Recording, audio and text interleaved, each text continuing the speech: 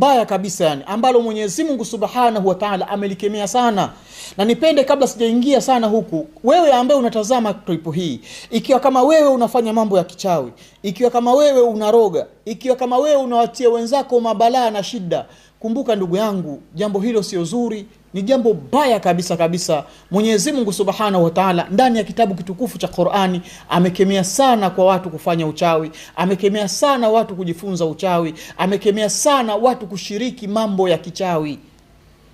Lakini pia bwana Mtume Muhammad sallallahu alaihi wasallam ametueleza pia, akasema tujihadhari sana na mambo 7 yenye kuangamiza.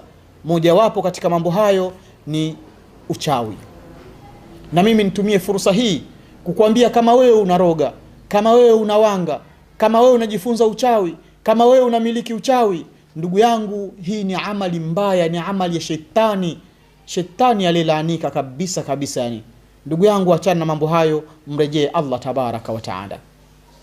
Sasa tunasema wale watu ambao wenye nyoyo za vifundo katika mioyo yao, wana hasadi katika mioyo yao, wana shida fulani fulani katika mioyo yao, wanaenda kuwafanyia wenza wao kwa wachawi huko, kwa washirikina huko, alimradi ile neema aliyokuwa nayo imondoke.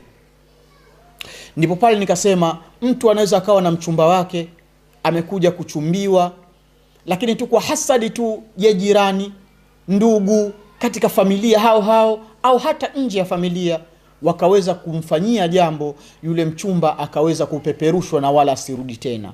Lakini yupo mtu ambaye kwa sababu tu ya uzuri wake Mwenyezi Mungu alivyomuumba mashallah, basi akafanyiwa vitu vya namna hiyo, mpaka leo hii hajapata hata kuolewa wala hata hajui ndoa ikoje.